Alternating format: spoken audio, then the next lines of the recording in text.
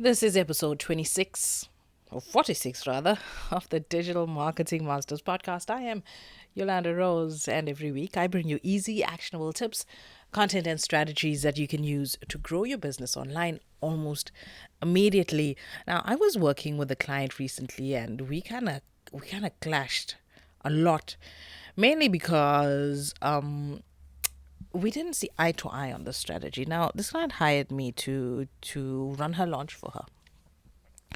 However, she seemed to do more of the strategizing instead of allowing me to do what I do best. And we clashed a lot. And I found that she was speaking to clients generally, whereas my strategy is to speak to clients depending on where they are in the buying cycle for your product. So, today on the show, we're going to look at why customers expect different interactions from you depending on where they are in your buying cycle. I'm also going to cover how specific events trigger them into buying mode. And I'm also going to explain how you can use this information to make your marketing more effective. Now, what is the customer buying cycle? It's basically a simple way to look at a buying cycle is to break it up into three stages: awareness, consideration, and purchase. Now, awareness is when a customer first becomes aware of your product, or could also refer to a point where the customer first becomes aware of a need that they need to fulfill.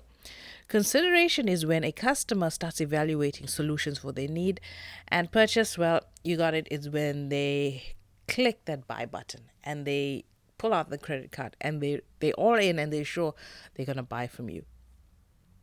So imagine that you wandered into a clothing store while walking around the neighborhood and you didn't have a particular idea of anything you wanted to buy. You were approached by a hungry salesman who has convinced you that you need to buy something. You are so annoyed by too much attention and feel that they've ruined this peaceful browsing experience that you hope to have. Now imagine that you have gone into the same store. However, in this situation, you have an urgent need to purchase. You want a black jacket and you don't have time to waste. You want a salesperson to help you immediately. You don't want to waste time trying out a red jacket or a green jacket. You want a black jacket. You know what you want. You've got the money to buy it. However, you can't seem to get the attention of any of the salespeople. And you're very irritated because there's no attention coming to you. So, what's the difference here? The difference between these two examples is where you are in the buying cycle. In the first situation, you are early in the awareness stage. The second example, you are right at the end of your purchase cycle. So, at both those points in the buying cycle, the communication needs to be different. Your expectations of how salespeople are in the shop treat you are different in both those points of the cycle. So if you are early in the cycle, you want to be largely left alone to browse. You want to get educated, you want to get a feel for the product. If you are later in the cycle, you want to be highly responsive. You need the help to be highly responsive and to complete the purchase. And using the wrong sales approach leads the buyer to frustration. So this is what happened with my client. We had various people come into our to sign up for a webinar. A handful of people showed up. However, the client insisted on communicating in a general manner to all of them, whereas I wanted to communicate to the people that attended the webinar differently, the people who signed up for the webinar and didn't stay for the whole thing differently. So I want to speak to every part of the buying cycle differently, and the client didn't, and we clashed. And needless to say, this client will not be hiring me again. So how do you adapt your marketing to a buyer stage in the cycle? In the online world, we need to provide different paths through websites that are appropriate for each stage. So it turns out that visitors will self identify where they are in the buying cycle by the paths they take, provided that you give them the option. So, in the awareness stage, you want to describe the problem. Get them to agree with you. I have a problem. It's just like an alcoholic. You can't help an alcoholic if he doesn't agree that he has a problem. So you want them to sort of self-identify. Yeah, there is a problem. You're right. There is a problem. Introduce your solution. That's the transition between the awareness and the consideration stage. At the consideration stage, detail information on the solution. Between the consideration and purchase stage, prove the points, customer testimonials, reviews, and all of that. During purchase, just before purchase, maybe offer a free trial. And then the last stage is the actual purchase stage. So what do you do with visitors that are not ready to buy? One, you nurture them. Since visitors who are early in their buying cycle are not likely to buy on their first visit to your website, you need to know how to best handle them in case they do turn into buyers later on. This is the path that I'm so surprised to see often. It's not given the right level of attention, and the results in leads leaking from the funnel are just lost marketing investment. I mean, because you're spending money to get people on your page, right? So why are we not chatting up these people and nurturing them up? The key here is to do a great job of staying in touch with them over a period of time and building a trust relationship. This is lead nurturing. Then if you do hit an event that triggers a buying cycle, your product is likely to be top of their shopping list. This allows this to allow us to do this, we need their email addresses. Or if you're into chatbot marketing, now we cover this extensively on the podcast, chatbots.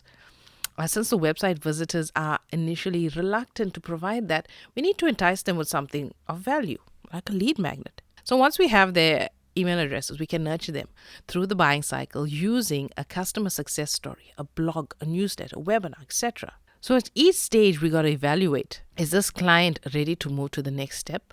And if they're ready, how are we pushing them up the buying cycle? Lead nurturing is best done with marketing automation software, such as ConvertKit. Now, if you're looking for a 14-day free trial of ConvertKit, visit my website, and I'm going to have a link for you right there, or send me a message on Facebook. It's Yolanda Rose again, or on Instagram, it's Yolanda Rose 7, and I'm going to hook you up with a 14-day free trial with ConvertKit. Now, ConvertKit is marketing automation software, and it's a platform that allows you to segment your customers based on the messages you send them that's relevant to them and therefore most likely to read. They will allow the ConvertKit allows you to track those who are advancing in the buying process by observing whether they come back to visit the page, such as a pricing page that indicate buy intent. You can then apply more expensive sales resources to those leads, knowing that they are qualified enough to warrant the additional cost. Effective lead nurturing is all about accelerating leads through the consideration process. Customer success stories, product comparisons, all help provide the data and info that a prospect looks at in their own research. If you provide it for them, it makes it easy for them to consume that info and move to the next step in the process. So how do online leads source relate to customer buying cycle? Firstly, different lead sources produce different buyers at different stages in the customer buying cycle. People that are later in the buying cycle are most likely to be using tools like Google to review sites to search for vendors and products to solve a problem. Those leads are highly valued because they have a high level of buy intent, and they're usually in the consideration or purchase stages of the cycle. Many other lead sources such as social, Twitter, Facebook, banner ads, PR stories, educational presentations and conferences, etc. produce buyers that are earlier in the cycle and are frequently just becoming aware that there's a potentially interesting product now available. So market maturity also plays an important role in this stage. For early stage markets, there is still a lot of education required. Most needs need to be very early in the buying cycle. A trigger is an event that causes a buyer to have a clear need. So this is usually converts into a sense of purpose and urgency in their buying process. An example in your very own life, you might have a vague interest in a new camera. Now, this might have caused you to browse the web, you're reading reviews, you're seeing what the professionals are using, you're checking YouTube, but you have a safari trip coming up. And this is your trigger. You need to buy before this trip.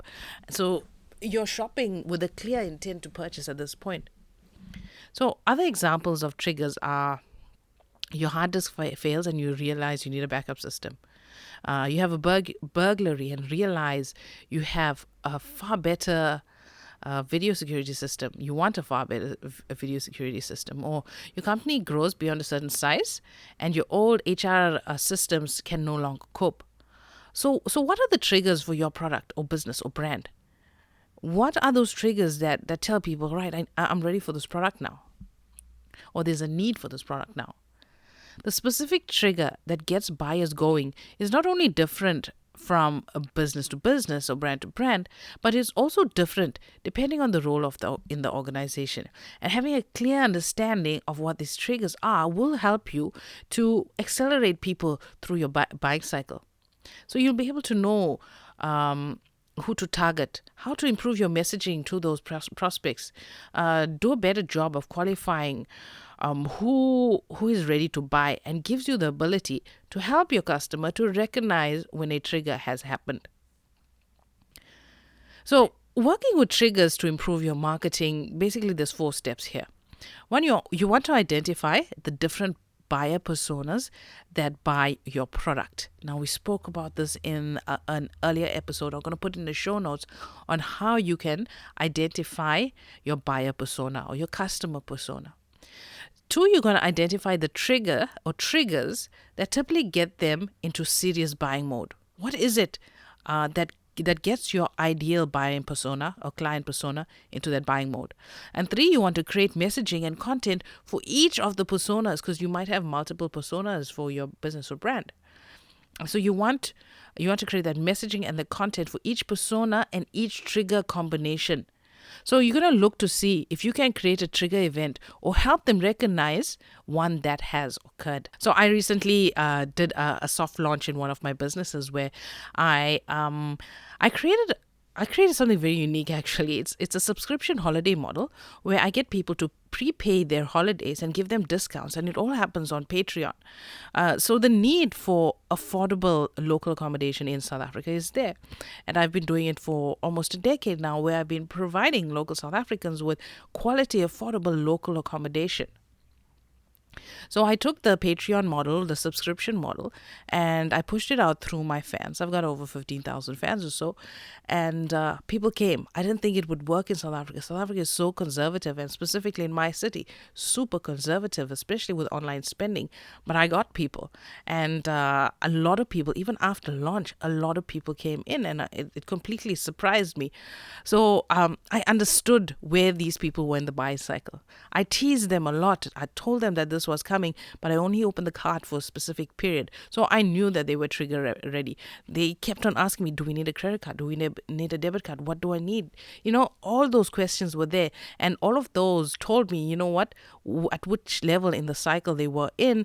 And that I understood what the trigger was. And I was able to match up the various personas with my trigger. So you need to start building trigger-specific messaging and content. And now, understanding this trigger helps us to create messaging for the persona, like I gave you with the Patreon example. So on the front page of the website, you want to know those keywords for your various personas. For example, below your started video introduction, you could place messaging for each persona. In this case, it might read, business owner looking to get mobile application built in a fraction of the usual time. This could lead to a landing page that contains content specifically tailored for that use case. So the content should be designed to help move that persona through the buying cycle. So you want to look to see if you can create the trigger or to help a customer realize a trigger has happened.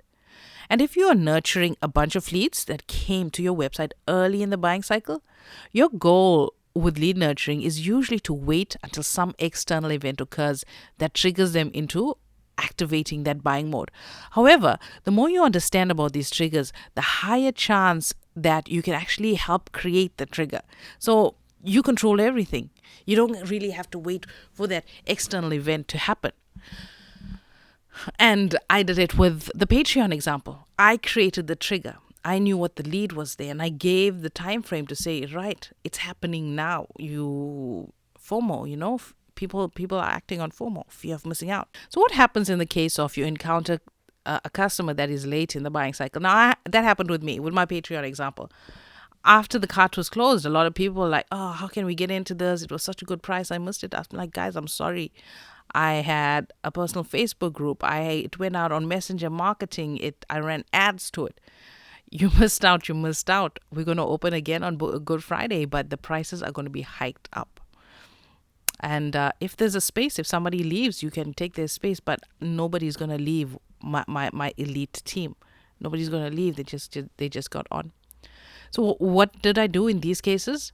I basically said, you got to wait for the next round. I'm sorry, I'm just too loyal to the people that were loyal to me the first time around. So if you're in the similar kind of situation where you encounter that late buyer in the buying cycle, they have already shaped the feature list around some other vendor products, and you are now being forced to react. So if you're selling a simple product where the features and the price can easily be assessed and be superior, it's not too much of a big deal. You can accommodate. But if you're selling something more sophisticated where the customer needs to understand how unique your features are, that can change the business and give them greater ROI, you're likely to be at a disadvantage to the company that helped them shape the buyer's picture of what they needed. So in more complex sales cycles, the ideal situation is to make sure that you get to know your customers earlier in the process and become the player that helps shape and define their shopping list. So that means finding customers early in the buying cycle and building a relationship with them over time. So that's my 2 cents on the buying cycle. So those two concepts are just really important to online marketers. That's the customer buying cycle and the triggers. So know your customer buying cycle. It could be more sophisticated than what we spoke about, but take full advantage of the information that I've given you. Try and figure out where most of your top funnel website visitors and leads, where are they in your buying cycle? Make sure that you have appropriate paths for them to follow, to answer their questions, and move them forward in the cycle. Recognize that there is a portion of them that won't be ready to buy when they first encounter you. Instead, capture their email addresses and develop a rich lead nurturing system to help move them through the buying cycle. Then develop content to support their persona and stage in the buying cycle. Understand the different buying personas and what triggers them to make a purchase, and look to see if you can help create a trigger event that moves them into the buying cycle. Alternatively, create messaging that helps them recognize when an event has occurred. So I hope this has given you insight. I'd love to talk more about the buying cycles a lot more. Maybe we can dedicate one episode to buying cycles and another to triggers, because I'm sure triggers is something that you are looking for. So this is Yolanda signing off on this week's episode of the Digital Marketing Masters podcast, and I'll chat to you next week.